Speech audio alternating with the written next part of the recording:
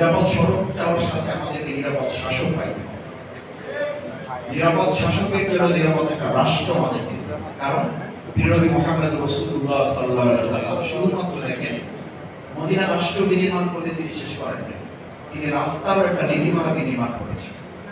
রাস্তা থেকে যদি কেউ একটা কাঁটা তুলে নেয় তাহলে বলা হয় জান্নাতে যাওয়ার জন্য ওটাই যথেষ্ট। সুবহানাল্লাহ। ইসলাম নিরাপদ সড়কের জন্য কতটা চমৎকার বিধান দিয়েছে। রাস্তায় যেন অযথা দাঁড়িয়ে কেউ গল্পগুজব না করে, পথচারীদের যেন কেউ বিরক্ত না করে।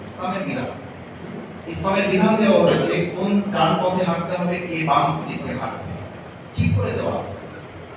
কেন? রাসূল করিম সাল্লাল্লাহু আলাইহি ওয়াসাল্লাম অপরের জন্য একটা শব্দ এই মানব জাতির জন্য কাজে ব্যবহার করেন। আজকে অত্যন্ত দুর্ভাগ্যজনক না? আমি রাষ্ট্রের কথা কেন বলছি?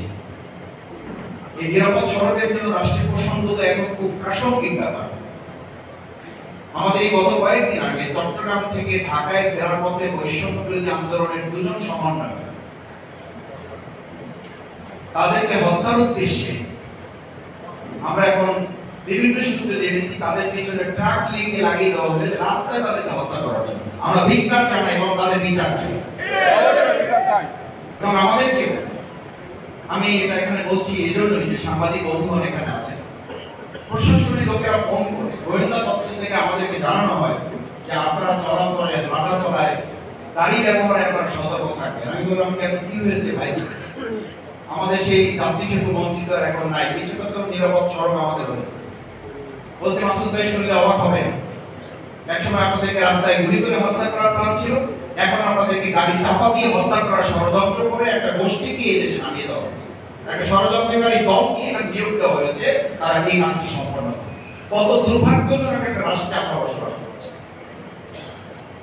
এবং সেটার জন্য অ্যাসাইন করা হয়েছে। আমি সাথে আরেকটা শব্দ যুক্ত না করতে, আজকে এই নিরাপদ সড়ক আন্দোলনের আলোচনা, আমার আলোচনায় আমি মনে করি এটা হকা দেখো, সেটা হচ্ছে নিরাপদ সড়ক চাইয়ের সাথে নিরাপদ শাসক দরকার, নিরাপদ সড়ক চাইয়ের সাথে নিরাপদ রাষ্ট্র দরকার, নিরাপদ সড়ক চাইয়ের সাথে নিরাপদ একটা প্রতিবেশী দরকার।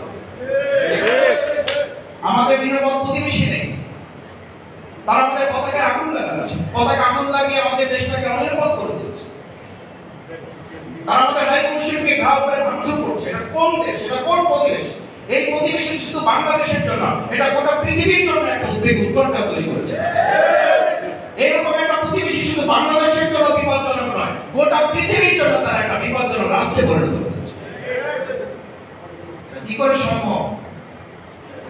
এরকম একটা রাষ্ট্র আমাদের আজকে তরুণ যুবক ছাত্রী সাধারণদের রাষ্ট্রটাকে অনিরাপদ করে একটা উদ্বেগ উৎপন্ন তৈরি করে দিচ্ছে। সম্মানিত ভাই এবং বন্ধুগণ,